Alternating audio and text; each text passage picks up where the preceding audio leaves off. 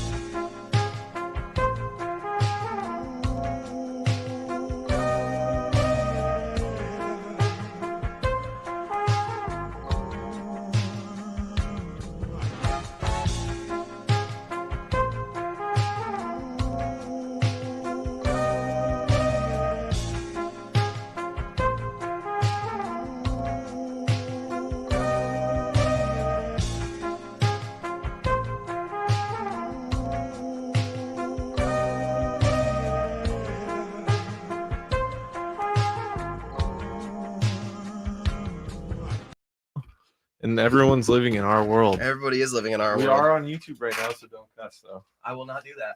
Yeah. Hi, You YouTube. How are you guys? In a lot of freaking trouble. I accidentally went live, and I'm getting made fun of in the chat. Hi, live. Or Jess made fun of me. Who's in the chat? Jess. Oh, hi, Jess. Embarrassing. What's up, Jess? Why is my Wi-Fi being weird? If anyone is in the chat, you can only hear us, correct? You can only hear me and Amil. That should be the case. Could I get the YouTube StreamYard link? Yes, please. Just so I can see the chat from my end. Ooh. I've had a lot of coffee today, so this might get interesting. Okay, I sent it from my personal. That's fine. So maybe that is fine.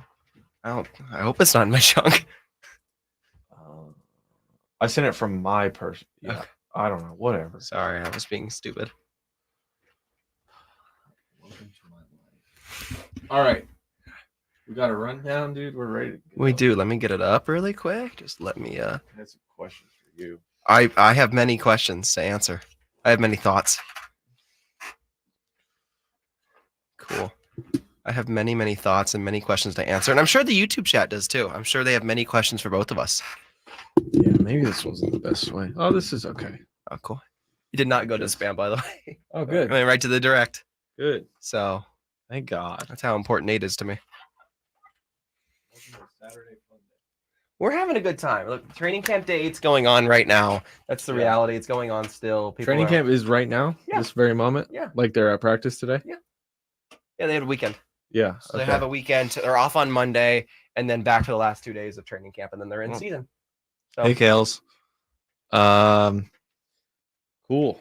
Wonderful. I am in chat. Wonderful. Wonderful. Cool. Alrighty. Let's boogie. All right.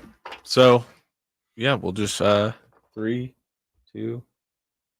Welcome into Return of the Empire. I'm Nate Littlefield, joined by the Sacktown Sports Insider, for the 49ers, Amil Fergoso. Amil, I know you've been busy. How are you doing? Wonderful. Oh, Wonderful. thank Nate. God. It has been a excellent training camp so far. A lot of intrigue, a lot of interesting takeaways from training camp. We are on day 8. Niners are currently practicing as of today, Saturday, the 3rd, if I believe I'm correct. The 3rd or 2nd? Today's the 3rd. Okay, today's the 3rd. Thank you. I'm Yes. losing track of I'm losing track of dates. All I know is days because I don't know the days I need to be there. I'm losing track. Getting some sun, a little sunburn actually around the neck from the. Yeah, dude. I don't think heat. you wear sunblock, do you? I don't. No. Yeah, and that's terrible. I don't like to wear sunblock.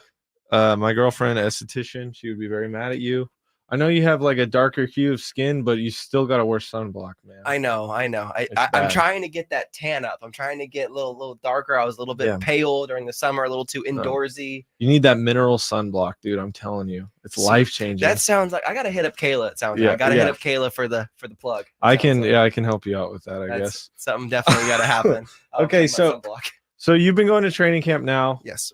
We're coming up on week 3, right? Mm-hmm, yeah. Correct. Yeah. How many days have you been so far? I had been to 4 or 5 practices. I think 5. 5. I think Okay. 5 practices. Yes. Okay. That's good. I've been to one with you. Yes. We took the Amtrak down, dropped you right off at wonderful at Levi. I didn't know it was that close. It's pretty fantastic. Fantastic. Yeah. So I'm a big fan of the Amtrak. I kept saying the whole ride to the corridor. Yeah. I was they should sponsor us. They really should. Yeah. I genuinely love that ride. It's silly. It's stupid, but you just hop on the train down here, right next to Old Sac, and you literally are like right at the stadium. So I'm sure game days is insane and busy, but it's pretty cool. Yeah, I usually drive on game day just because I don't want to. The game gets out late sometimes. I don't want to rely. I have to be on a schedule. I got to be there a certain time, so that's why I go off my own schedule with drive. You've been delayed too. Yeah. So like, if you were delayed on game day, that's bad news. Correct. That is bad I have news. to take matters in my own hands. I drive on game days. I take the train on practice days. The schedule is more able to lay out that way. And thankfully, so far during training camp, there have been no delays. It's been smooth sailing. 3 hours there, 3 hours back. Fantastic. It's 20 degrees cooler there. 20 degrees cooler. People are complaining in the Bay Area. It's 85 degrees. Like, it's hot today. And I'm like, you have no idea what hot is. Barely sweating. Barely even sweating. In a polo. So yeah, there's a lot to go on. Obviously, we're gonna get some questions here in the chat. Yes, already. Not that's how we're opening the show. We're going straight into it's the Aiyuk. elephant in the room. That's how the show is opening up. That's how we planned it. Doesn't seem like there's a trade on the horizon for Brandon Aiyuk, right? It doesn't seem okay. All right. Well, your face tells me different. So why there's been a lot of chatter today about the Patriots and the Browns on Twitter and social media. Just to be clear, this is August 3rd. Yes. It's before noon. It's like 11:15. Mm-hmm. That's where we're at. We're gonna post this as soon as possible. Yep. Yeah. So sorry to interrupt. No worries. Look. I stand by what I said yesterday, and I'm glad we're doing this today because 2 days ago, because I put out a tweet on Thursday when there was a little bit of breaking news from Colin Cowherd, a little bit of keep your eyes out. Yeah, like fake news. Keep your eyes out for an Aiyuk deal. Keep your eyes out for Aiyuk. And I said it's only a matter of time between the Niners and Aiyuk TikTok. That tweet did pretty good for you. It did pretty good. And I still stand by that because at the end of the day, I do think it's only a matter of time for the Niners and Aiyuk to come to some sort of decision. Okay. Now, what does that mean? Our guess is out of the table. What we do know, what I observed Wednesday, because I was there for that handshake. I was there for that dap up and that hug. So how many times have you seen Aiyuk at our practice? Twice now? Like actually out there, not just show up and leave. Every single day he has been there out there. Standing out there. Except for yesterday, Friday. Okay. So he's going to get fined for yesterday? No. He's still in the building. Okay. He just wasn't out at practice. So here's what I think happened. I think the Niners wanted Aiyuk to watch practice. He's been in every meeting ever since. He hasn't missed anything like that. He's in all the activities, all that stuff. He just hasn't practiced to preserve his body in case of injury because he's in the middle of contract negotiations. The Niners understand this. They get what he's doing. He's there. He wants to be part of the team. There's no doubt in my mind Aiyuk wants to be part of the 49ers long term. No doubt in my mind. However, the Niners, or at least Aiyuk, did not go out to practice Friday. That's what we know for sure. I wasn't there, but I saw reports. There was nothing from Aiyuk yesterday. What I think happened on Thursday was that video of the dap up and the hug, or Wednesday, with that dap up and the hug, signified too much media press directed towards Aiyuk and not towards the team. There was more buzz about the Aiyuk thing going on than about what's going on the field for the team. And the team didn't want to be more of a major distraction if they felt like it was becoming a major distraction. So that's why he did not go out to practice on Friday. And I don't believe he was out today as well. Some people are out there breaking the rules too. If you don't know, if you're at Niners training camp, there's a small window which you're allowed to have your phone out and record in video. They have people walking up and down, preventing you from being not being on your phone, but from like it obviously taking video and stuff. And it's not just media; it's every single person there. The Niners are scrupulous in wanting to preserve any competitive advantage they can. Other places, including some of our own sister stations at Arizona Sports. I know Tyler Drake over there. With the Cardinals, they allow them to film practice. Dallas too. I overheard when we were at training camp. I forget who was talking. A couple other media members. Mentioned that. Dallas most just places lets you do allow that to happen. The Niners are one of the few places that do not. They are about competitive advantage always. They don't want anything getting out, any team drill, anything. So you get basically 4 periods to start, about 20 minutes or so to film, and then once team drills start, it's done. You can just watch, observe. Now, it gets a little bit tricky because there's been a little bit of rule breaking with the photos and certain things, and people are going all over the place. Here's with Aiyuk. Here's what we know. He wants to be there long term. He does not want to leave. If he wanted to leave, he wouldn't be there. He wouldn't be there. He wouldn't be in the meetings. He wouldn't be watching practice. They wouldn't even allow him to do that because they don't want him to take the knowledge into the next team. Yeah. If they're going to trade him, the Jimmy Garoppolo situation. Correct, where he was off to the side, not watching practice. He was just getting his arm ready. I almost said last year. It was 2 years ago. It feels so like a lifetime ago. It feels like. Yeah. But in terms of Aiyuk wants to get paid maximum money. He wants to get paid $30 million a year annually. The Niners do not want to meet that. The Niners want to be closer to 25, 26 million from my firm belief. The problem is that neither side wants to budge. And it seems like we are still at a stalemate. It's felt like on multiple occasions the deal has been on the horizon, been close, including Wednesday when that dap up. And as we all know with Kyle, just as a fan watching him, as well as myself, Kyle doesn't show emotion for no reason. When Kyle shows emotion like that, usually means something good is happening. It wasn't even that crazy, but just the fact that, the emotion he showed wasn't that crazy, but it is, people take it and run with it because of, how much minimal he does usually express. Yeah, he's usually a Bill Belichick type person where he keeps to himself. Very sarcastic. I mean, we all know Kyle's famous, I don't know if I'm going to be alive tomorrow quote from a presser last year. That was a lot of fun with that one. Kyle is a different, unique person. Yeah. My point being is that Aiyuk and the front office, while feelings were hurt, voices, concerns were raised, voices were raised. They seem to be on good terms. Feelings get hurt. I mean, look at what just happened with Juszczyk. Yeah. Like his feelings were, he literally said his feelings were hurt. And this is where he is today. He's with the team and I think he's happy, right? You have to assume he's happy with the 49ers. So another wrench that was kind of thrown into this was 2 days ago, DJ Moore. Oh, yes. Signed the contract with the Bears for for $27.5 million a year. I don't have it right in front of me, but I know it was a decent amount guaranteed. Yeah, 4 for 110, 27.5. I think about 80 million guaranteed. Yeah, that's and then on top of that, other news broke this morning with Tyreek Hill. Tyreek Hill got a restructured deal this morning, too. Well, he's the number one player on the NFL Top 100. Oh, boy, that's a whole other conversation. so I guess he deserves it. So Tyreek Hill got a restructured deal as well, too, worth $90 million over the next 3 years, including $65 million guaranteed. That brings his 4-year total to a fully guaranteed money of $106 million over the next 4 years. For the number one player in the NFL, which allegedly Mahomes at 4 is kind of crazy. Mahomes at 4 is absolutely diabolically insane. And these are two people who do not like that guy, who on a personal level don't like him. McCaffrey was at 3, correct? Number 3, Trent was at number 7, which Trent being a number 7 makes sense. McCaffrey being a top 3 makes a lot of sense. Mahomes being lower than Lamar Jackson. Yeah, it's bananas. Interesting. I mean, I guess it must just be regular season. I don't know. The players voted on this though. Yeah, I know. It's so weird. It's such a weird thing. So, in terms of Aiyuk, with the wrench thrown in the plan to DJ Moore, and with both Tyreek, Aiyuk keeps seeing this, and this is where, in my opinion, the Niners have kind of faltered in doing it their way. They should have got this deal done before the draft in April.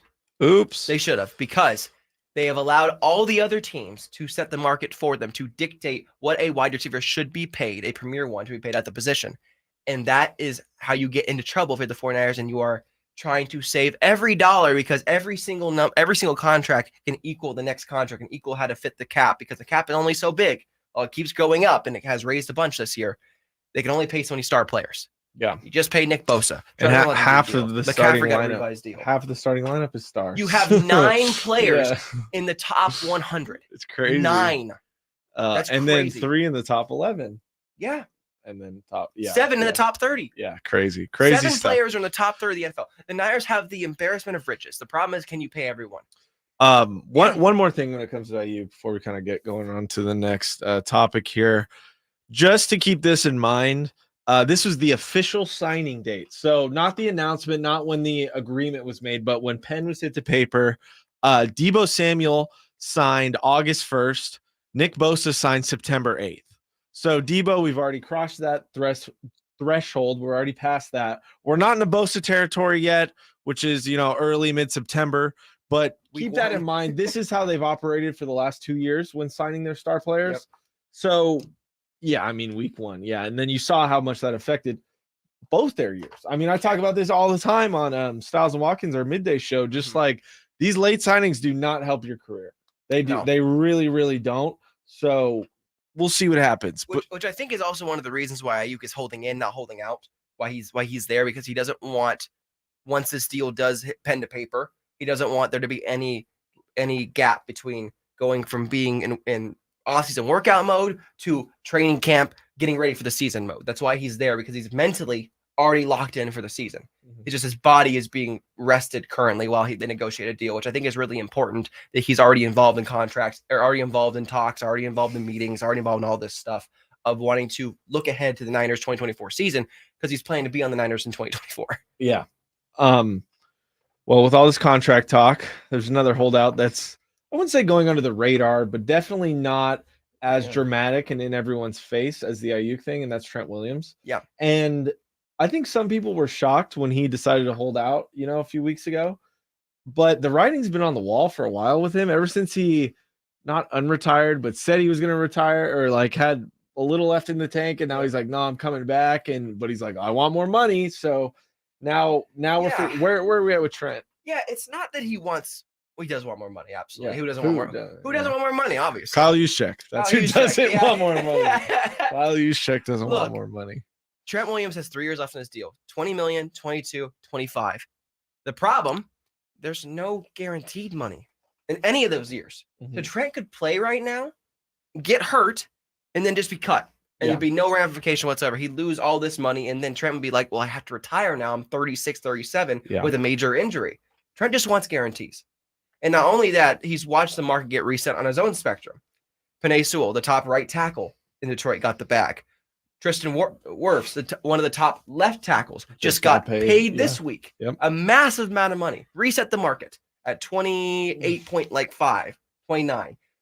Trent Williams is a $30 million player. There's no ifs, ands, or buts. He's the best left tackle in the game. There's no ifs, ands, or buts. He has been for a decade. Trent Williams deserves a bag, and he will get the bag. But like Aiyuk, like Debo, like previous contracts, like Bosa, it just takes time. Yeah. It takes time to get this stuff done, especially with major money like this. Yeah. Because at the end of the day, getting Trent Williams' deal done, and this is what threw a wrench kind of in the Aiyuk plans too, getting Trent Williams' deal done opens up cap room in the immediate for the 49ers this year because they're able to offset it and either front load or back load that money and additionally throw that into a signing bonus, similar to how Nick Bosa got a lot of his $50 million up front last year in a signing bonus to help offset costs. The problem with that is that J.D. York has to write that check. Yeah. It's a big check to write. Yeah. Well, the Niners are a valuable franchise. They are. Let's hope for the best. Let's get everyone on the field. That's what I want to see. That's the key to winning. Plain and simple, right? Yeah. Just checking the chat as well. Kayla left me a note. Hey, Amil, can you say hi to my mom? She's a big fan. Her name is Terry. Hi, Terry. Oh, nice. Hi, Terry. Great. They're planting seeds against this. Well, so let's do prediction on those last two before we kind of move on here. Trent Williams, when do you predict him to be signed? Last week of the preseason. Last week of the preseason. Okay. Brandon Aiyuk, what is your prediction with him? It keeps changing. I was expecting it to be this week. It does keep changing, yeah, because there's constantly new silly stuff coming out. Again, this is where I feel the Niners do this on purpose sometimes. Niners like to play with the media. They like to play with social media and like to rile everybody up because they believe any publicity is good publicity, which is fair to a degree. And then last year, remember the whole Trey Lance quarterback debacle thing? And then I forgot. He was going to be the third string. He was supposed to be the starter. Brock was the guy who was rehabbing his arm. There's a lot of bad juju that came out of that vibe, and they had to clean it up right away. And they traded Trey Lance away. They're not trading Aiyuk away. At least I do not believe it makes no sense for them to trade Brandon Aiyuk away at this current time because they need to get a player back that can start right away. And Trey was traded before the last preseason game, literally like an hour before. Yeah, to Dallas. Yeah, Dallas for a fourth rounder, and the rest is history. Gotcha. But that was also a different circumstance. I watched him throw a pick six in practice this morning. It was really ugly. Again, Trey Lance. Yeah, rooting for the best for Trey Lance. Yeah. I am. Okay, Trey Lance is a wonderful human being. So, those are the guys. Yeah. Oh, sorry. Go. No. You got one more thing with Aiyuk. I didn't give a date. Oh yeah. With Aiyuk, I think it could happen this weekend. I think it could happen before the final block. Extension or trade? Extension. Okay. I do not think they're going to trade him. I don't. I think if they were going to trade him, they would have done so in April at the draft. Yeah. It makes no sense now to do so. You need Brandon Aiyuk, especially right now with Deebo Samuel. Juwan Jennings kind of battling an injury. He's fine, but he's a little battle injury. Ricky Pearsall has been on and off the field. Jacob Cowing's been dealing with hamstring stuff. It's a hodgepodge of receivers behind Aiyuk and Deebo and Jennings. It just is. Again, Chris Conley has been their number 2 with the ones for a lot of training camp. That's not good. Again, I feel the same way. I like Chris Conley. He had a great Super Bowl. Oh, wait, he's been the number 2 behind Deep because Jennings has missed some time. So, okay. So he's been acting in the ones. Yeah. He's been in the ones like for the first couple of days he was in the ones. That's terrible. My point being is that Aiyuk has not a lot of leverage, but his leverage is that I am Brock Purdy's favorite target. I am your franchise's quarterback's favorite target. I had a career year last year where I made an all-pro team. I'm a homegrown player. I'm one of the best blocking receivers in the NFL. I just made the top 100 list. I deserve to be paid like a premier wide receiver. And he does. Now, will the Niners match it? Who knows? Someone's going to have to budge here. I do think it'll be the player side that budges more closer to the Niners side, where it gets to be about 26 to 27, I would say. I think the Niners have the leverage too. The Niners do have the leverage because they could just let it ride out and the franchise tag on next year. They could. But But I think if there is a deal going to get done, I think it gets done this weekend, going into the final preparation before the first preseason game, because they want him to have a normal ramp up. It's not like Trent Williams, who's played 14 years and is the tackle who doesn't really get anything out of practice anyway. Aiyuk gets stuff out of practice. Okay, you mentioned a couple guys that I really want to get into, the newer guys going forward. Ricky Pearsall, Slick Rick. They, when I was at training camp, he was not practicing. Big disappointment. I was really looking forward to seeing him get some reps. He was running sprints on the side. He's healthy now, quote unquote, right? He's totally healthy. Running, fully healthy. What have you seen from Ricky? Good and bad. But what I will say is that he does look the part. Ricky Pearsall looks the part of being a contributing wide receiver in year one. No doubt 400 yards receiving in my opinion, at least. Being a contributor. He ran when I was there. Just side note, he ran right by George Kittle, and George Kittle called him Pickle Rick. Very funny. Very funny, George Kittle. Look, he's a slender frame, and the weight thing absolutely is a concern. And he's green, like a pickle. He's very much green. He's very much new. This is his first NFL training camp. He got late start. But Ricky Pearsall makes contested catches, makes really good work. He's a very good, not only a route runner, but very good possession receiver with his hands, catches with his hands, not his body, runs very crispy routes. I know there was that meme with Drewski going around to the separation thing and after the practice and all that stuff. Ricky Pearsall is one of the better separators on the 49ers right now. There's no doubt in my mind. I think Ricky Pearsall is a very talented receiver. There's a reason they took him. And potentially you could see him in a variety of roles, not only in the slot with the offense, but also in the return game potentially too, as a punt returner, potentially even a kick returner. They've been trying him out there with the new kickoff rules, trying to see who fits there as well. Yeah. He can play a lot of different roles, and versatility is what the Niners really value on this team and on this offense. And that's what Ricky Pearsall is a guy. And not only that, Isaac Yiadom said this yesterday. He gave him a lot of compliments of like, he's kind of got this dog in him. He's kind of got this swagger about him, this je ne sais quoi, thank you, about him. I don't know French. Thank you. I do. Rick is the part. He's Slick Rick for a reason. I think he's going to be a contributor, and there's a reason why they took him and opened some eyebrows in April. He is one of the Niners' future star receivers. Will he ever be Adam Thielen is kind of my comp to him. Will he ever reach that? Who knows? Why is Adam Thielen your comp to him? Because he plays like Adam Thielen. Okay. Because he looks like him and he plays like Adam Thielen. There it is. Okay. Let's look. Put a side by side of those two and watch them play football. It looks like each. I just wanted. It's like a Spider-Man meme. Get there. Yeah, I wanted. He looks the part of a very good receiver in the NFL. I think he's going. Tell me about these catches he's had. Did you see them? You saw the crazy one-handed catches? Were they as amazing as everyone's saying? Oh yeah, I saw the one. Well, he had one that was one-handed. Right? With politics or with life itself, it would change. We just have to accept them and embrace it because we don't have any other choice. He had one against there you go. Well, and enjoy the golf. Hey, if I had Schufler and what's the other guy's name? And I would like to be on. I would like to be on. What's the game when you turn the letters? Wheel of Fortune. Give me an S. Ricky Pearsall is tough as nails. Talk to you later, man. All right, he might look like he gets hit a lot, but he's tough, man. But that's fine. You know, he's got a big tropical storm coming in Florida, and they need more of those guys. More of those guys that can hold up and be durable. You mentioned something very briefly. 855-212-4227. We've only seen at this point. Randy in Idaho is next. Hi, Randy. It's not on the rundown to talk about a kick. Chris Moore, how the heck are you, Steve-O? Good. What's up? I kind of want to see the Niners go. I just can't agree with what you've been talking about. Tease that for now. These are just insane. And weeks or something. I'm a 30-year. I guess while we're here at receiver, Danny Gray. Danny Gray has been like nobody for the 49ers past couple of years. All about money. Supposed to be like a deep threat. We were right there. Really hasn't been around. Been in the doghouse. Been injured. What about to play for the national championship? Danny Gray really had a great start to day one. That isn't going to happen again, I'm afraid, because of the money. And I told you last time I talked to you, I'm done watching USC, UCLA. I used to watch them in the Coliseum. You know, I watched Washington and everybody. I'm going to watch Oregon play Boise State this year.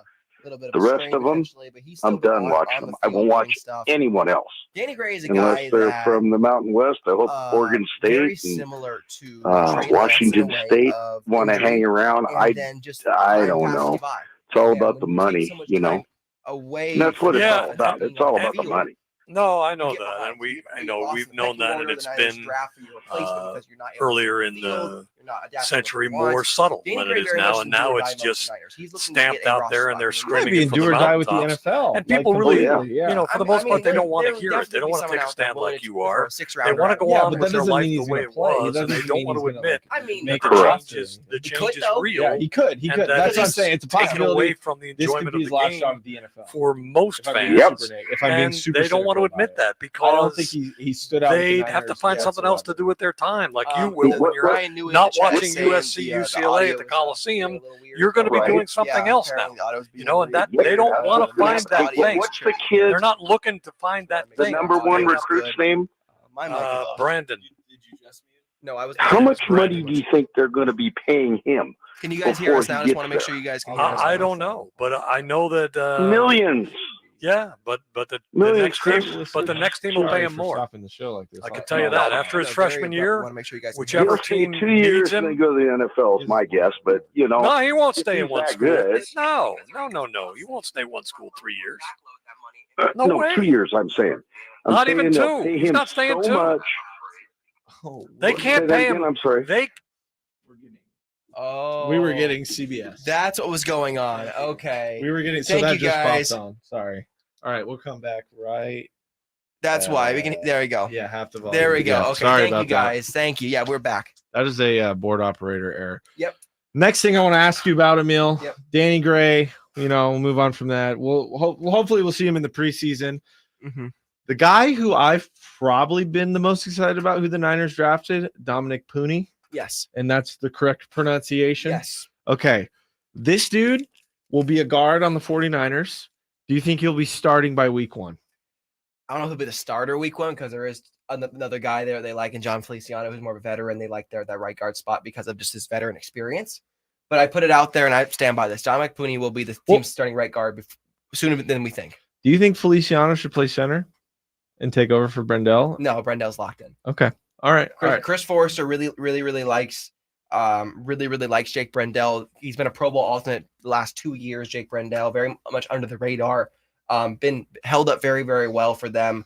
It's more about that right guard spot and more about Spencer Burford. It's really more about that stuff. Yeah, and he is scary. I don't know how he's hurt now. Yeah, he's hurt now. Mm-hmm. Colton McKivitz, we hope to see him grow a little bit as a player. Hopefully he'll be a long-term guy with the Niners. I'd say an okay rookie season. I think he got a little too much hate. In my opinion, I don't think he was that bad. But I will say this offensive line without Trent Williams scares me. It's average at best. Average at best. It's average at best. Yeah. And that's not what you want to be protecting your and respectfully undersized quarterback who's still a little young, still learning how to be an NFL quarterback, still takes a lot of risks. And it's about this offense is all about timing. Yeah. You can't have disruptors in the pocket like that. And it's kind of what cost the Niners Super Bowl 53, which we're famous about, which we will get to in a second because I need to address that with Banks this week was very interesting. Address the Super Bowl? Banks was asked this week, or at least this last week. I mean, he talked to the media about Burford and about that play, about letting the third down. Yeah. Despite the Super Bowl being in February, and it is now August, which was 6 months ago, almost. Banks passed on the question. Oof. Banks said, still a sore subject. I'm about to pass on that one. And it was more about how do you guys console Burford? How do you talking about that? Do you do this stuff? Do you do that? So maybe it's just protecting Burford, but it's never a good look that your offensive line who isn't backing each other up. Like he's not immediately just goes, hey, we got him out here. We're back now. We're good to go. Moved on. Yeah. It was kind of a similar sentiment that was shared by Kyle Juszczyk this week with the whole we've won a lot of big games. People got to get off our ass. And I didn't love that comment about how we've won a lot of big games. People need to stop riding us for not winning the one big game. We won a lot of big games. Yeah, Niners, you guys have won a lot of big games. Yeah, that run to the Super Bowl last year was miraculous. The fact that you guys beat the Packers, miraculous. Beat the Lions despite the deficit, miraculous. You still lost to the same team twice in the Super Bowl in the last 5 years. That's the reality, guys. You haven't beaten the Chiefs. Emil, why are you trying to make me cry this morning? What are you doing? I'm being. What are you doing? Because despite Kyle Draper and all his, you're watching the Niners with these rose-colored glasses and all this stuff. I'm being honest with you. Emil's going crazy. I'm being honest with you. He's had too much. He got a free coffee this morning. I got a peek behind the curtain. He got a free coffee on accident, so he got an extra one. I did. He tried to give it to me, but I said, I've had too much this morning. Extra coffee. So Emil's going crazy this morning. My point being, though, is that guys, you got to take your lumps, move on, and look ahead of this season. What this tells me is that there's still the ghosts of Super Bowl past are still haunting them. And that kind of can't happen going into this last dance year, as they call it, for the Niners. Because this regime is going to change. This core is going to change after this year. There are some tough decisions coming. We already saw it this offseason with Eric Armstead being realized of you're not the $20 million player you think you are. In our minds, you were an $8 million player. And other teams' minds, you were close to that $20 million valuation, but you didn't produce the way you wanted to. Juszczyk had to take a pay cut. Kittle's contract's gonna be coming up. Travarius Ward's deals on the come up. Deommodore Lenoir's on the come up. Talanoa Hufanga is going into a contract year. There's a lot of big decisions coming. The Niners can't be thinking in the rearview mirror. They can only be looking ahead to what is right there in front of them right now, and that's the reality. Is that they need to, as Greg Papa said too on I believe at KMBR. You got to move on. You got to let the past be the past and focus on the present. So with that said, we need to talk about we're not really done with training camp here and the new guys. Who else is kind of sticking out to you so far in this training camp? I call him Baby Adonis, Malik Mustafa. Okay. So I have a whole thing on him later. Malik Mustafa. Okay. I'll give my thoughts and let's come back to him in a. No, let's do it all at once. That's fine. Let's come back to Malik Mustafa, the most jacked man I've ever seen in my life. That man is so jacked. Okay, that's another guy though that I think is doing a really good job, and I've heard a lot of really good buzz about Jordan Mason. Yeah, I mean Jordan Mason, I love him, dude. Yeah, the second running backs, this was a problem all year last year, except for in the playoffs. Yeah, they need to get more run. Mm-hmm. These guys, Elijah Mitchell. So capable. Jordan Mason, so capable. And I know Jordan Mason needs getting run in special teams and stuff, but that guy needs the rock in his hand. Yeah, they called him the closer. Christian McCaffrey called him Mariano Rivera when he first met him, and he's only evolved since then. Christian had a lot of high praise on him last week. A lot of, he's changed so much as a player, both on and off the field. He's so much more attentive in meetings, so much more locked in, focused. I think he could really take a step forward this year, as kind of Christian echoed. And I believe it. Right now, it is speaking with Kyle Shanahan earlier this week, it's a true RB2 competition right now between Elijah Mitchell and and Jordan Mason, as it should be. And the former Mitchell is in a contract year. This is year 4 for him. He wants to get paid some money after this year, but he hasn't been able to stay healthy. His knee injuries, his MCLs have held him up. So we'll see how it plays out this year, but he's looked incredibly fresh. This is his last year as a 49er, too. Most likely. This is his last year. They're not going to pay him. Well, they already paid McCaffrey. So. Yeah, they're not going to pay him. Jordan Mason offers a different element than both of those guys do, where he is a LeGarrette Blount, Marshawn Lynch type downhill bruiser. Jordan Mason is a big boy, thick, running through you tree trunk style legs. That guy is a big dude. Okay. The Niners can use more runs from him.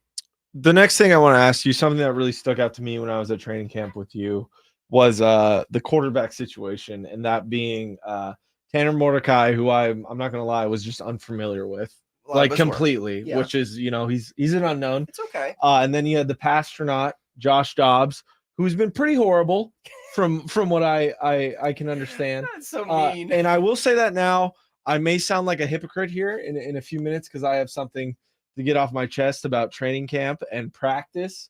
Josh Dobbs has not wowed anybody correctly. Like, he's had one good day when everyone else was bad, so he probably looked even better. He's had a couple bounce backs, but more so a little below average. Okay, who obviously I think Brandon Allen is going to be a 49er. He's been with this team for a while on and off. I think he's going to be the backup. Mm-hmm. Who's the other quarterback they keep? Because I'm almost positive they're going to keep 3. They will keep 3 because of the emergency quarterback. Because rule. of the new rule. Yeah. It will be Josh Dobbs. You think just because of veteran experience? Tanner Mordecai will go in the practice squad. Okay. It'll be Josh Dobbs. Okay. They signed him for a reason. They signed him to have more veteran leadership and more of a team-willing guy behind Brock Purdy, behind Brandon Allen. Brandon Allen's that's why he came back so early. And we talked to Brandon actually this week. Brandon let us know that he signed that contract so early in the offseason because he wanted to really go out for that number 2 spot. He saw a real opportunity with the Niners backup quarterback this year, and he jumped at it. And now he's in year 2 of understanding Kyle's offense, understanding how the system works, being a 49er. And it's shown. He's looked the part. He's looked much more polished than he did in year 1, where he was vying with Sam Darnold to be the number 2 and Trey Lance. He's looked much more of a number 2 rather than a number 3. And Josh Dobbs looked like a guy that, respectfully, is learning Kyle Shanahan's offense. It's complex, even for a aerospace engineer that like Josh Dobbs. It is a complex offense. It just is. Okay.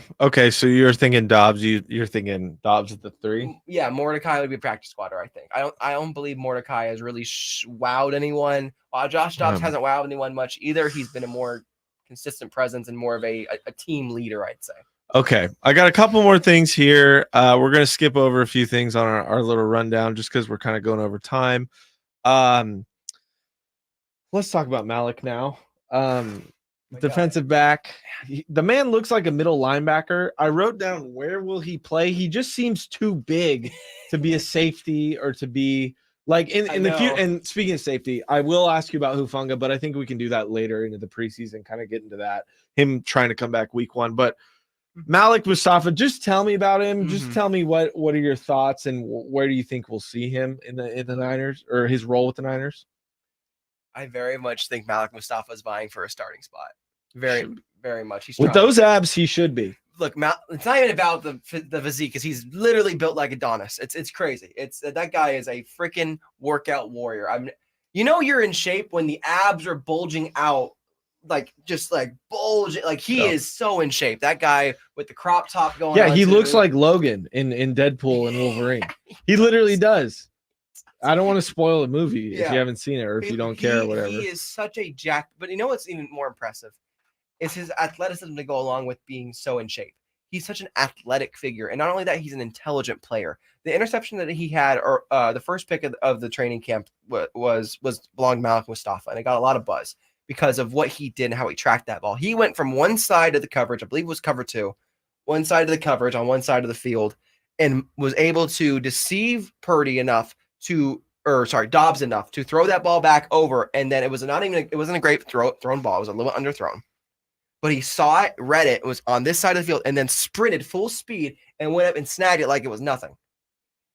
Not only is he a physical freak, an athletic freak, but he's also a very intelligent player. And there's a reason why John Lynch keeps hitting on these safeties in the 3rd and 4th round, because John Lynch is a former all-pro safety. He knows how to draft the position. He knows what the makeup is for that spot. That's why Jair Brown was a hit, why Talanoa Hufanga was a hit, and probably why Malik Mustafa is going to be a hit for this Niners team.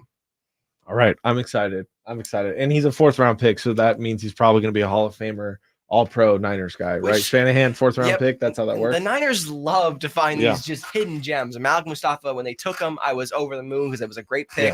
Out of Wake Forest, I believe. Yeah, out of Wake Forest. I felt the same way about Jair Brown a year prior out of Penn State. Really, really good team leaders. Jair showed up too when he needed to. He got burnt. He came in, got burned immediately, and then rebounded. I wouldn't say saved the game against Tampa Bay, but like really had that big hit to jar the ball. Well, and then stayed in the starting lineup. Yeah. All the way to the Super Bowl, guys. They didn't really have a choice, but yeah. I mean, they could have played George Odom.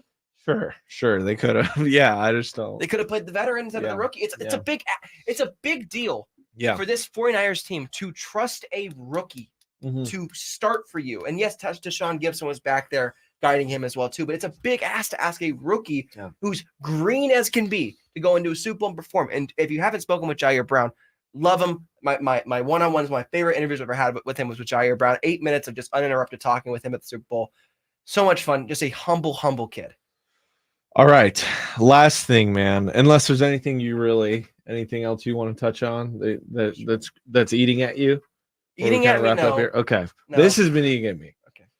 So all these tweets come out. This was a problem with Jimmy Garoppolo too. Brock has a day where he throws 3 interceptions, whatever. I'm not even counting. I really don't even care. I don't care how much it is. He threw 4 picks. Okay. Sorry. First of all, it was bad. We're talking about practice. Allen Iverson. We're talking about practice. It's literally like we don't know what they're running or why they're running it. It could be a design where Shanahan or who's ever running the offense at that time, or whatever drill they're running, it could be for the defense, could be Sorensen, where he's like, hey, I need Brock to throw to this receiver every single time, no matter what, force it in, That's what we need for this play. Yeah. We don't know what's going on. It's not fair to just judge Brock just to see a guy, any quarterback. So even Josh Dobbs, this is what I was talking about, being a hypocrite, right? Yeah. The problem is when it's like constantly, consistently bad and like not showing up, or, I feel like that's a little different. But if you want to call me a hypocrite, go ahead. That's fine.